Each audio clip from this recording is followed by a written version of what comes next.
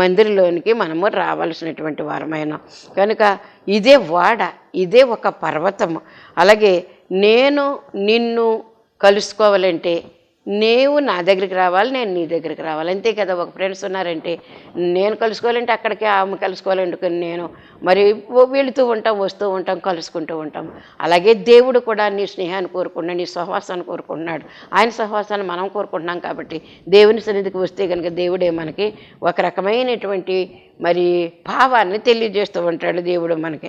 అందుకే విశ్వాసి, నువ్వు ఎక్కడ ఉంటున్నావు ఒకసారి ఆలోచన చేసుకో. సంఘంలో ఉన్నావా లేదా, సన్నిధిలో ఉన్నావా లేదా అనేటువంటి ప్రశ్న మనల్ని మనం వేసుకుంటే, మందిరానికి రావడం అనేటటువంటిది ఒకే ఒక్క సబ్జెక్ట్ అనుకుంటే కుదరదు. మందిరానికి వచ్చిన తర్వాత సన్నిధి సహవాసం కలిగించుకోవాలి. మందిరానికి వస్తాం పోతాం అయితే అది పై పనులే. మందిరానికి వస్తాం, జస్ట్ ఆమెను అంటాం, వెళ్ళిపోతాం. అలా కాదు, ఇందులో మనం ఇన్క్లూడ్ అయిపోవాలి. మందిరంలో జరుగుతున్న ప్రతి పనిలోనూ కూడా మనం ప్రవేశించి అందులో ఏం జరుగుతుంది అనేటటువంటిది మనము అవగాహన చేసుకోవలసినటువంటి వారమైన. అందుకే ఈ యొక్క అలవాటు మనకు కావాలి, సన్నిధి మనకు కావాలి. ఈ సన్నిధి ఇలా ఏనాడు మొదలెట్టామో ఆనాడు మొదలుకొని ఈనాటి వరకు కూడా ఒకేలాగుంటే కనుక అది పెరిగేటువంటి అవకాశం లేదు. మనం సన్నిధిలోకి వస్తామంటే, సన్నిధి అనుభవం కలిగి ఉన్నామంటే అది పెరగవలసి ఉన్నదని అర్థం చేసుకోవాలి. కనుక సన్నిధి ఆనాటి నుంచి ఈనాటి వరకు ఒకలాగే ఉందా అనేటువంటి మాట మనము అర్థం చేసుకుంటే కనుక మనము ఎదగాలన్నా ఎగరాలన్నా సన్నిధిలో మనము పడి ఉండాలి. దేవుని యొక్క సన్నిధిలోకి మనం వచ్చినట్లయితే ఇక్కడ నేర్పు ఒకటి ఉంటుంది, ఒక క్రమశిక్షణ మనకు ఒకటి దొరుకుతుంది. పెద్దలైన వారు ఒక క్రమంలో నడిపిస్తూ ఉంటారు. ఆ పద్ధతిలో మనం ఎప్పుడైతే మనం ప్రొసీడ్ అవుతూ ఉన్నామో ప్రభావం మనలోనికి వస్తూ ఉంది. మీరు కనిపెట్టండి, మీరు శక్తి పొందుతారని ప్రభు చెప్పారు కదా. అంచేత మనం కనిపెట్టడానికి ఇక్కడికి వస్తున్నాం కాబట్టి కనిపెట్టేటటువంటి తరుణంలో దేవుడు మనకి కొన్ని దర్శనాలు ఇస్తూ ఉంటారు. కనుక అవి మనం పొందుకోవడానికి దేవుడు మనకి ఇచ్చినటువంటి గొప్ప వెసులుబాటుని మనం అర్థం చేసుకోవాల్సినటువంటి వారమైన. కనుక సన్నిధిలోనే మనం ఉండాలి. మందిరంలోనికి రావాలి, సన్నిధిలో ఉండాలి. మందిరంలోనికి వచ్చి ఈ మందిరం జరుగుతున్నటువంటి విషయాలు మనము అవగాహన చేసుకోకపోతే, దాని యందు మనసు పెట్టకపోతే ఈ శరీరము ఈ కట్టి ఇక్కడ ఉంటుంది, కానీ ఇక్కడ జరుగుతున్నటువంటి విషయం ఏంటో మన కంటికి కనిపించదు. ఉంటాము అయితే అది లోపల అంతస్తులోనికి అది వెళ్ళట్లేదు. మహిమ నుండి అధిక మహిమలోనికి వెళ్ళాలంటే ఇక్కడికి వచ్చిన తర్వాత ప్రతి అంశంలోనూ కూడా మనము మరి పాలు పొందవలసినటువంటి వారమైన. ఈ పాలు పొందుతూ ఉంటే కనుక మన మనసు ఎక్కడో ఉండి మనం ఇక్కడే ఉన్నట్లయితే మన మనసులోకి ఏది వెళ్ళదు.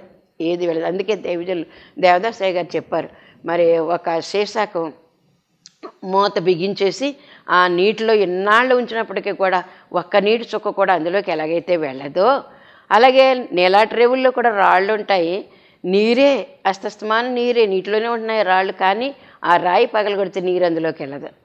కనుక అలాంటి కఠినమైనటువంటి మనసును బెరడా పెట్టేసుకుని బిగించేసుకుని ఉంటే వచ్చాము వెళ్ళామంటామే తప్ప ఒక్క వాక్యం కూడా మనలోనికి రాదు. కనుక వినడానికి ప్రయత్నం చేస్తే కనుక నీకు అవసరమైనటువంటి పాయింట్ దేవుడు అక్కడ బోధకుల ద్వారా మనకి అందిస్తూ ఉంటాడు. అది మనం గమనించవలసినటువంటి వారమైన. అందుకే సన్నిధి అన్నారు. కనుక సన్నిధి అంటే దేవునితో సహవాసము. కనుక దేవునితో సహవాసం మందిరంలోనికి రావాలి, సన్నిధి యొక్క అనుభవాన్ని మనము పొందుకోవలసినటువంటి వారమైన. అప్పుడే మనకి పర్వత శిఖరం మనం స్థిరపరచబడతాం. ఎప్పుడైతే మనము ఈ సన్నిధి మందిరానికి వస్తామో, ఎప్పుడు సన్నిధిలో మనము ఇన్వాల్వ్ అవుతామో అప్పుడే శక్తి పొందుతామని, అప్పుడే స్థిరపరచబడతామని. అది ఎంత కష్టమైనటువంటి పరిస్థితులు మనకు వచ్చినప్పుడు కూడా ఇంకా సన్నిధిని విడిచిపెట్టము, వాక్యం విడిచిపెట్టము, ప్రభుని విడిచిపెట్టము, ఇంకా ఏది కూడా మనల్ని ఏమీ చేయదు. స్థిరమైనటువంటి మనస్తత్వంతో మనం ఉండేటట్లుగా ఆ యొక్క వాక్యం మనల్ని స్థిరపరుస్తుందని మనం అర్థం చేసుకోవాల్సినటువంటి వారమై ఉన్నాం. స్థిరమైనటువంటి స్థానము లోకములో లేదు. మనకి స్థిరమైనటువంటి స్థానము ఎక్కడుందో తెలుసా? మనకి మందిరంలోనే ఉంది. ఇది కొండలపైన ఉండేటటువంటి పరిస్థితి, కొండల శిఖరం మీద ఉండేటటువంటి పరిస్థితి.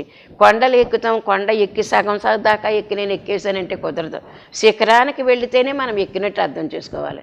శిఖరమునకు వెళ్ళాలి. కొండ ఎంత ఎత్తైతే ఉందో అంత ఎత్తు వరకు కూడా మనం వెళ్ళవలసినటువంటి వారమైన, శిఖరమును చూడవలసినటువంటి వారమైన.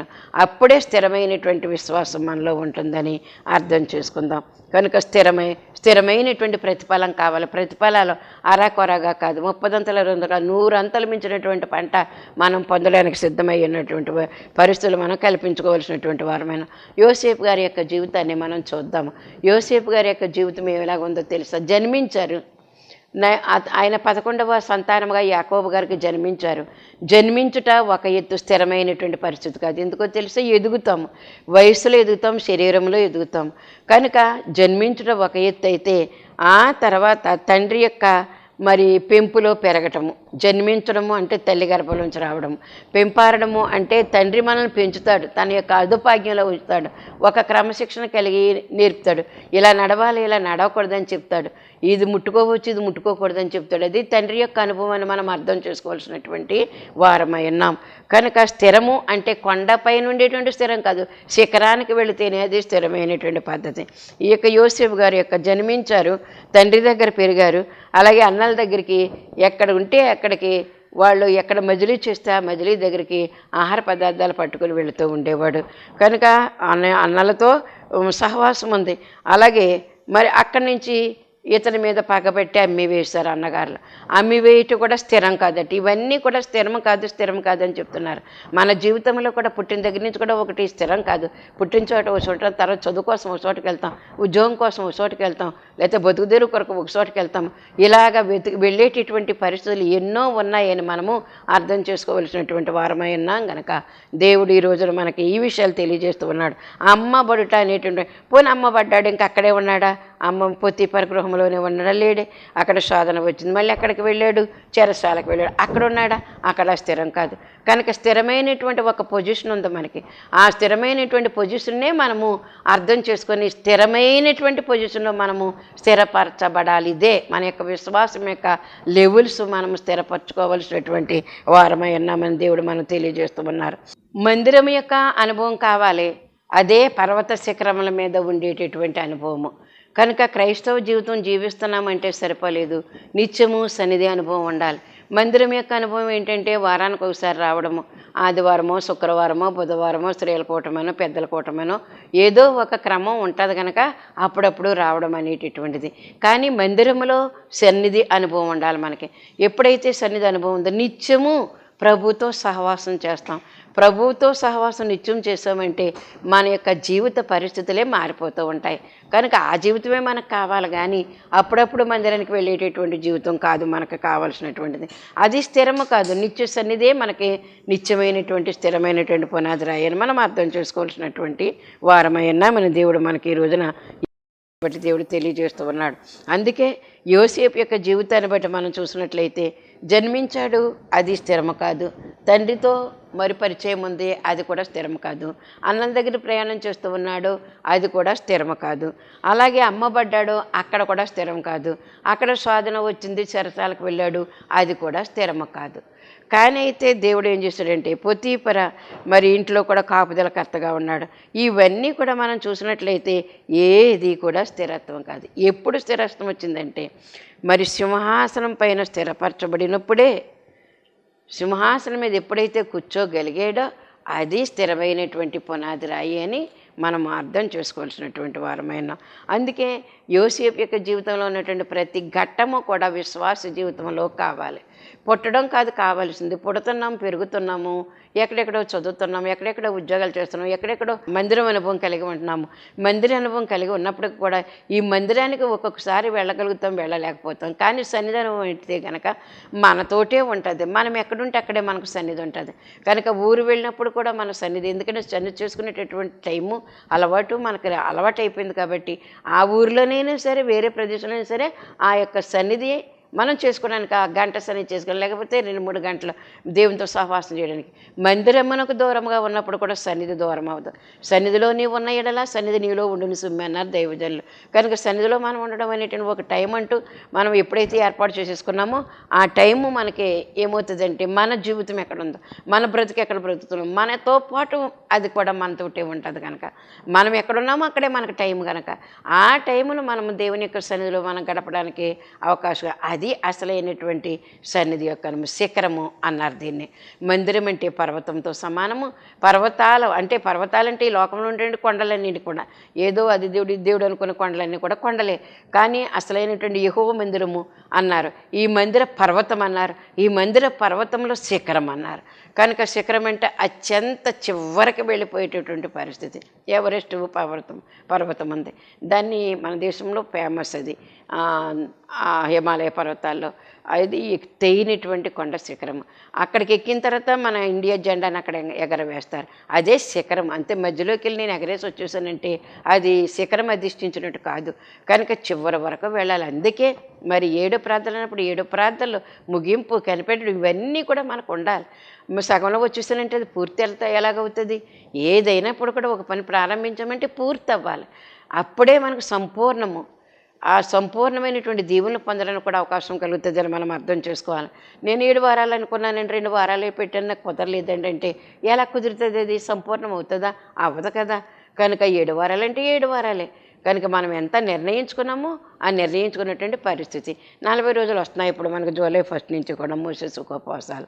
అలాంటి పరిస్థితులు 40 రోజులు కూడా ఒక్కరోజు కూడా మనం బీరు పోకుండా, ఒక్కరోజు కూడా మిస్ కాకుండా మనము వచ్చినప్పుడే 40 రోజులు సంపూర్ణమైనటువంటి దీవులు మనం పొందగలుగుతాం. కనుక 40 రోకలు మన చేతిలో దైవజనులు చెప్పినటువంటి ఉదాహరణ. 40 రోకలు మన చేతిలో ఉంటే కనుక ఏ ఒక్క రోకను కూడా మనం పోగొట్టుకోం కదా. ఒకవేళ ఒక రోకను పోగొట్టుకున్నప్పుడు కూడా అది దొరికేంత వరకు కూడా మరి ఊడ్చి ఇల్లంతా కూడా వెతికి, అందుకే నాణ్యం పోగొట్టుకున్న ఆవిడ ఎలా చేసిందో మత్తయి లోకాసువార్త 15 అధ్యాయాలు మనం చెప్తాం కదా, మనం చూస్తాం కదా. కనుక ఒక్క రోక కూడా మనం పోగొట్టుకోమే. అవన్నీ కూడా సంపూర్ణము. మరి చేతిలో ఉన్నటువంటి డబ్బులు మన చేతిలో ఒక 100 రూపాయలు అయినటువంటి ₹1 కూడా పోగొట్టుకోము. అదే సంపూర్ణమైన మనం అర్థం చేసుకోవాల్సినటువంటి వారమైన. ఇది సంపూర్ణం అంటే స్థిరత్వం. ఇప్పుడు పుట్టినింది మొదలుకొని విద్య అందు కాదు, ఉద్యోగాలందు కాదు, ఎక్కడెక్కడికో వెళ్ళి వ్యాపారం చేసింది కాదు, ఎక్కడ స్థిరపడి ఉన్నావు నువ్వు? ఆ స్థిరపడినటువంటి ఆ సింహాసనమే లెక్క అయి ఉన్నదని అర్థం చేసుకోవాలి. అదే సన్నిధి శిఖరము. కనుక అది మనం పోగొట్టుకోవడానికి వీల్లేదు. విశ్వాసి అయినటువంటి నువ్వు, విశ్వాసి అయినటువంటి నేను ఏం చేయాలంటే బాప్తిస్మము ద్వారా దేవునిలో జన్మిస్తూ ఉన్నాం. ఇది అర్థం చేసుకోవాలి. ఎలాగంటే బాప్తిస్మం ద్వారా మనము దేవుని యందు మనం పుట్టాం. బాప్తిస్మం అప్పుడు అందుకే పుట్టినరోజు చేసుకుంటారు. అన్నమ్మగారు చేసుకున్నారు. అన్నమ్మగారే పుట్టినరోజు చేసుకున్నారు. 22 సంవత్సరాలు కూడా మరి ఆవిడ చేసుకున్నటువంటి పుట్టినరోజులు. తనకు పుట్టిన డేట్ ఏంటో తెలియదంటే ఇప్పుడు పుట్టినరోజు ఎరగదట. కానీ అయితే బాప్తిస్మం తీసుకున్నప్పటి నుంచి సంవత్సరం తర్వాత నా పుట్టినరోజు అని మనందరికీ కూడా ఎంతెంతో చక్కగా విందు చేసి ఆవిడ సాక్ష్యం చెప్పుకునేవారు. ఎందుకంటే లోకంలో పుట్టింది వేరు, దేవుల్లో పుట్టింది వేరు. అదే అసలైనటువంటి జన్మ. మనము జన్మించాం కాబట్టి జన్మించినటువంటి మనం పుట్టినరోజు చేసుకుని సంతోషించవలసినటువంటి వారమై ఉన్నాం. కనుక దేవునిలో కనుక జన్మించాం, దేవునిలో జన్మించాం కాబట్టి ఇప్పుడు ఎక్కడ పెరగాలి? తండ్రి దగ్గర పెరగాలని ఉంది. అందులో యోసేపు గారి జీవిత చరిత్రలో తండ్రి దగ్గరే సహవాసం చేశాడు ఎక్కువగా. తండ్రి యొక్క మాటలే విన్నాడు, తండ్రి యొక్క భక్తి జీవితమే చూసుకున్నాడు. కనుక అందుకే అంత భక్తిపరుడయ్యి అంత నీతి పరుమంతుడై ఉన్నాడు అతను. అంత నీతి ఎక్కడి నుంచి వచ్చింది? తండ్రి యొక్క సహవాసం చేయడం ద్వారా అతనికి వచ్చింది. అందుకే తండ్రి సహవాసం చేయాలి. తండ్రి మనకు విద్యాబుద్ధులు నేర్పుతాడు, క్రమశిక్షణ నేర్పుతాడు, ఏం చేయాలి ఏం చేయకూడదు తెలియజేస్తాడు, ఏం తినాలి ఏం తినకూడదు, ఎప్పుడు లేవాలి ఎప్పుడు లేకూడదు, అలాంటి పరిస్థితులన్నీ కూడా మనకు తెలియజేస్తాడు తండ్రి దగ్గర ఉంటే. ఇవన్నీ కూడా నేర్పులై ఉన్నాయి మనకి. ఓర్పుగా నేర్పుగా మనం నేర్చుకుంటే కనుక మనల్ని మించినటువంటి మరి బిడ్డలు ఎవరో కూడా ఉండరు. అది నేర్చుకోవలసినటువంటి వారమైన తల్లిదండ్రులు ఏదైనా చెప్తున్నప్పుడు విసుక్కోకూడదు. మనము అది పాటించాలి, అది వినాలి, ఆ చొప్పున అనుసరించడానికి ప్రయత్నం చేస్తూ ఉండాలి. అప్పుడే కదా అడుగుజాడలో నడిచినటువంటి వారం అవుతాం. కనుక పరలోకపు తండ్రి నీ తండ్రి నా తండ్రి ఆయన చెప్పినటువంటి మాటలు బైబిల్లో ఉన్నాయి. ఈ బైబిల్లో మాటలు మనకు అర్థం కావు కనుక చెప్పేటటువంటి బోధకులను ఇచ్చాడు దేవుడు, చెప్పేటువంటి సంఘ కాపర్లు ఇచ్చాడు దేవుడు మనకి. వారు చెప్పినటువంటి మాటలను బట్టి మనం నడుచుకుంటూ ఉంటే ఆ నడుచుకున్నటువంటి మార్గమే అసలైనటువంటి జీవ మార్గము, సత్య మార్గము, ఈ మేలైనటువంటి మార్గాల్లో దేవుడు మనల్ని నడిపిస్తూ ఉంటాడని అర్థం చేసుకుందాము. అలాగే మరి వాక్యం ద్వారా పెంచుతాడు దేవుడు మనల్ని. దేవుని యొక్క మరి రక్షణ భాగ్యం తీసుకుని దేవునిలో పుట్టాం కాబట్టి నేర్పించే నేర్పులన్నీ ఎక్కడవి? యేసుప్రభువే మనకు నేర్పిస్తూ ఉంటాడు, యేసుప్రభువే బోధిస్తూ ఉంటాడు. తప్పిపోకుండా ఉండేటట్లుగా పరిశుద్ధాత్మ అనే ఆదరణకర్తను కూడా మనకి ఇచ్చారు. ఉపకారాత్మను మనకు దేవుడు ఇచ్చాడు. మనల్ని వట్టినే విడిచిపెట్టేలేదు, అనాథలుగా విడిచిపెట్టేలేదు. అంత గొప్ప సహవాసం దేవుడు మనకి ఇచ్చారు కాబట్టి అది మనం అర్థం చేసుకోవాల్సినటువంటి వారమైన. అలాగే మరి వాక్యంలో పెరుగుతూ ఉన్నాము.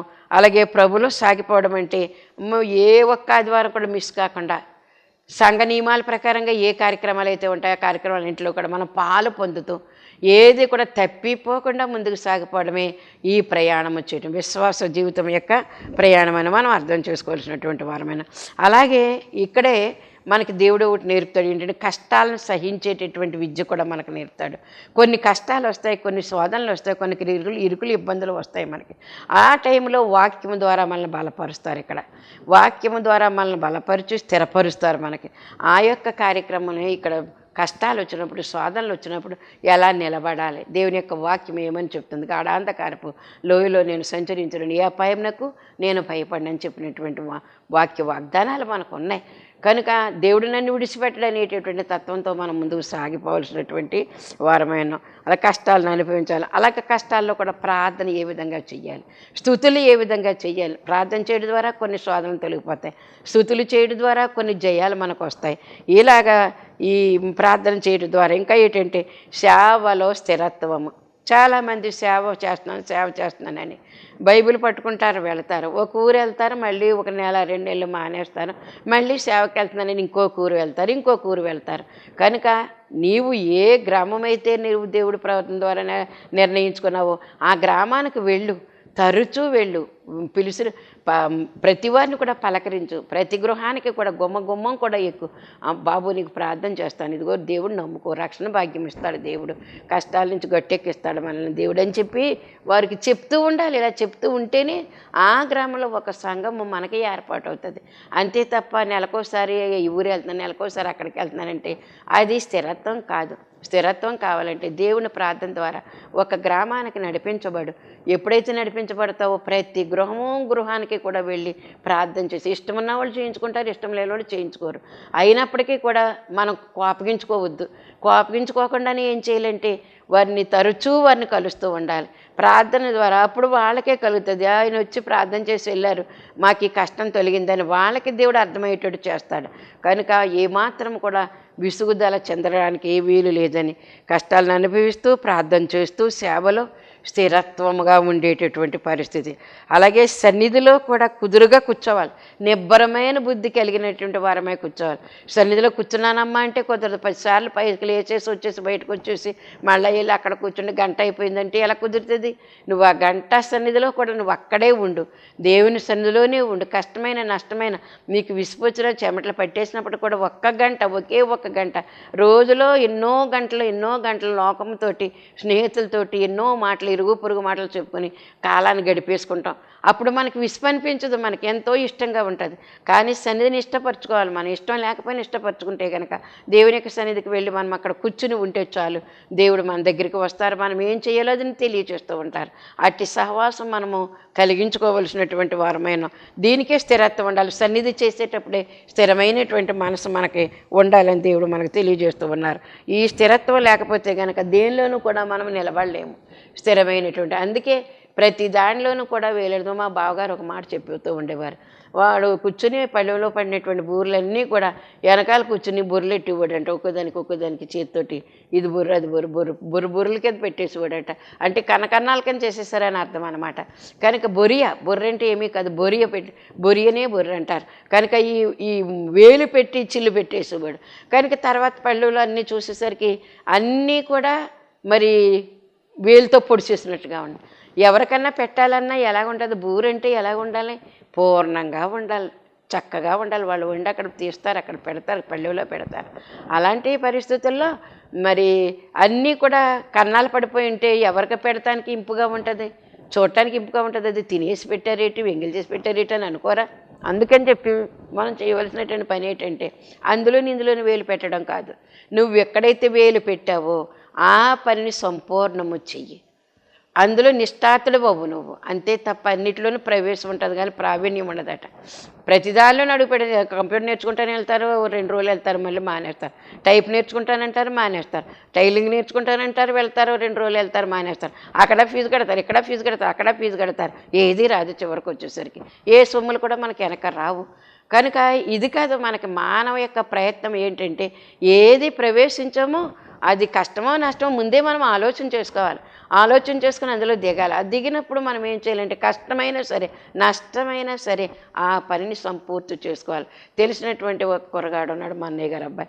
ఆ అబ్బాయి మరి ఒక బ్యాంకులో జాబులో చేరినప్పుడు అతనికి ఎలాగంటే నెలకు వచ్చి 3,000 రూపాయల జీతం అట. అది అతనికి మరి 3,000 రూపాయలు వర్క్ లోడ్ ఎక్కువగా ఉండేది. అతనికి విసుగుదల కలిగిపోయేటటువంటి పరిస్థితి. ఈ 3,000 రూపాయల కోసం నేను ఈ పని చెయ్యాలా అనేటటువంటి ఆలోచన కానీ వాడికి వచ్చినట్లయితే కనుక మరి ఆ పనిలో నిలబడకపోయాను, స్థిరత్వం లేకపోయాను. ఇప్పుడు వాడికి లక్షల లక్షలు జీతం వస్తుంది. ఆ 3,000 పనిగొట్టుకుని ఇసిపోయినప్పుడు కూడా ఎంత వర్క్ లోడ్ ఉన్నప్పుడు కూడా చేశాడు, శ్రద్ధతో చేశాడు కనుక ఇప్పుడు అతడే జాబులు వేసేటటువంటి పరిస్థితిలో ఉన్నాడు. అనేక మందిని జాబులు ఇప్పిస్తూ ఉన్నాడు కనుక అది స్థిరత్వమైన మనసుతో మనం ఉండాలి. కష్టమైన ముందు మనం మానేయటానికి వీల్లేదు. అది ముందు కష్టంగానే ఉంటుంది. అలాగ ప్రాక్టీస్ చేస్తూ చేస్తూ ఉంటే మనకు సులువు అవుతుంది. అది మనం అర్థం చేసుకోవాలి. అంతే తప్ప మరి ఇందులో కొన్నాళ్ళు అందులో కొన్నాళ్ళు. చాలామంది పిల్లల్ని చూస్తుంటే బోళ్ళు చదువులు చదువుతున్నారు. అక్కడ స్థిరం లేదు, ఇక్కడ స్థిరం, ఎక్కడా స్థిరం లేదు. ఇంట్లో ఎంత ఎలాగుంటుందంటే పరిస్థితులు చికాకు తెప్పించే పరిస్థితుల కింద ఉంటుంది.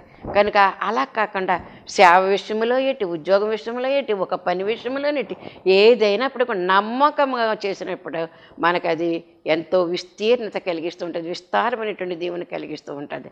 కనుక మనము ఈ పనులన్నీ కూడా మనం ఏం చేయాలంటే ఎంతో ప్రయాసకు ఓర్చుకుని, ఆ ప్రయాస అంతా కూడా ఎప్పుడైతే ఓర్చుకుని మనం చేస్తామో మంచి నిష్ఠాతులం అవుతాం మనము అనేటువంటి మాట మనం అర్థం. స్థిరము, ఇప్పుడు నేను చెప్పిన ప్రతి మాట కూడా ఏంటంటే స్థిరపరచబడాలి. పర్వతములు, కొండలు, మందిర పర్వతాలు, ఆ శిఖరాలు అన్నీ ఉన్నాయి. కానీ అన్నిటిలోనూ కూడా ఏముండాలంటే స్థిరత్వం కావాలని దేవుడు మనకు తెలియజేస్తూ ఉన్నాడు. కనుక స్థిరమైనటువంటి పరిస్థితి మనం పొందుకోవలసినటువంటి వారమైనా మన దేవుడు మనకి ఈ రోజున తెలియజేస్తూ ఉన్నారు. స్థిరత్వం పుట్టడం కాదు కావాల్సింది, పెరగడం కాదు కావాల్సింది, ఎక్కడెక్కడో జీవించడం కాదు కావాల్సింది, స్టాండర్డ్ అవ్వాలన్నమాట. మన జీవితం ఇంకా మన లైఫ్లో స్టాండ్ అయిపోయి ఉన్నటువంటి సెటిల్ అవ్వాలి. అదే నా పిల్లలందరూ కూడా సెటిల్ అయిపోయారని తల్లిదండ్రులు అయిన వారు చెప్తారు. ఎంత గర్వంగా చెప్తారో తెలుసా? పిల్లలు బాగా వెల్ సెటిల్డ్ అండి, మా పిల్లలు బాగా వెల్ సెటిల్డ్ అండి, దేశాల్లో ఇతర దేశాల్లో కొన్ని రాష్ట్రాలు స్టేట్స్కి వెళ్ళారండి. ఇలాంటి మాటలను కూడా తల్లిదండ్రులు చెప్తుంటారు. తల్లిదండ్రులకు ఎంత సంతోషంతో చెప్తున్నట్టు ఆ మాటలు ఎప్పుడు చెప్తారు? అలాగని నీవు తల్లిదండ్రుల యొక్క మాట వింటూ దేవుని యొక్క భయభక్తులతో నువ్వు సాగిపోతూ ఉంటే అప్పుడు నీ జీవితము ఒక కొలిక్కి తీసుకొస్తుంది. కనుక నీ భయభక్తులే, నీ యొక్క వినయ విధేయతలే నీకు ఉన్నతమైన స్థితిలో నిలబెట్టడానికి అవకాశం కలుగుతుంది. కాబట్టి మనం చేయవలసినటువంటి పని ఒక విశ్వాస జీవితంలో కానీ, ఒక సేవా జీవితంలో కానీ, ఎటువంటి జీవితం మనకు ఉన్నప్పుడు కూడా ముందు ఓర్పు అవసరమైనది. రూపాయే జీతం అవ్వచ్చు.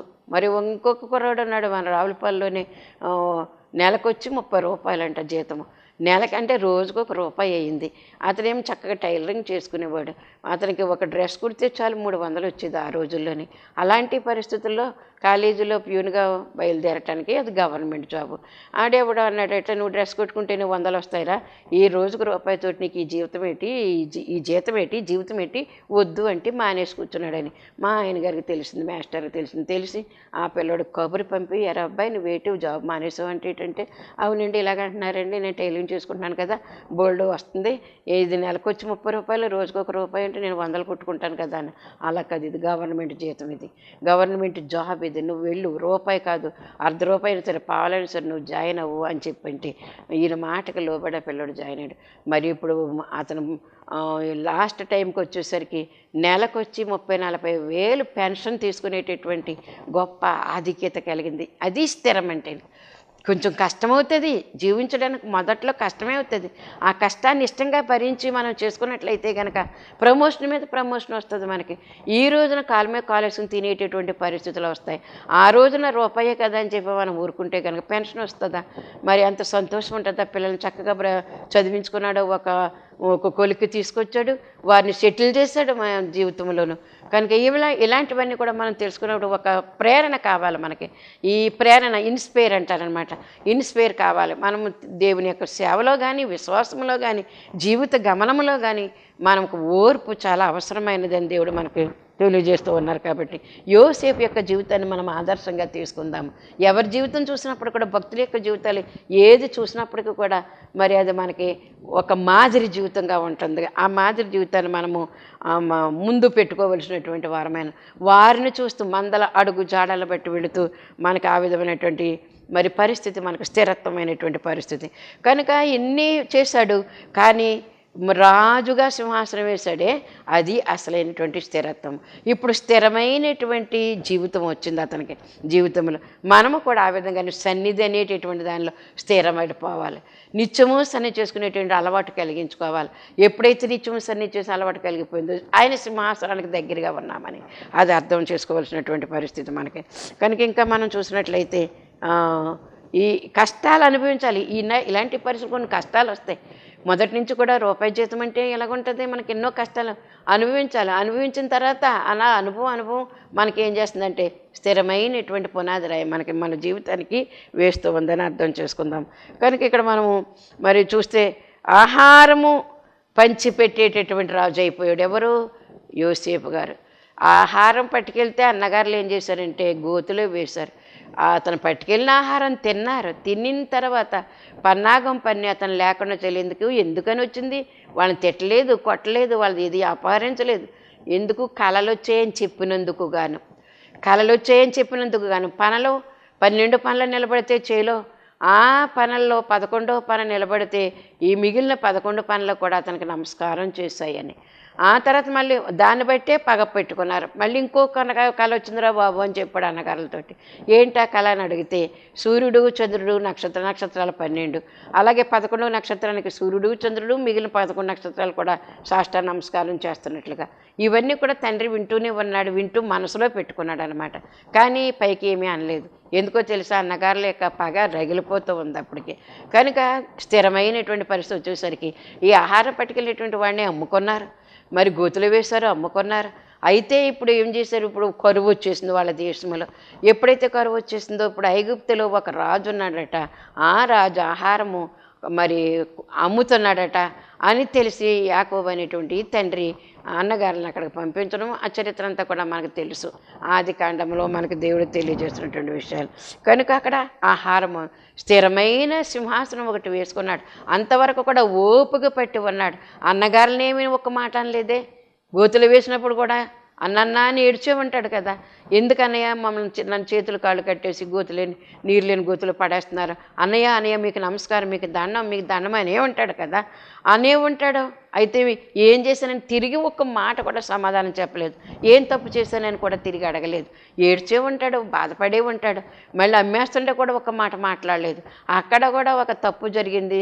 ఆమె పొతీఫరు భార్య ఈ ఇతని మీద పగబెట్టింది, ఒక చెడు చేయమని ప్రోత్సాహం చేసింది.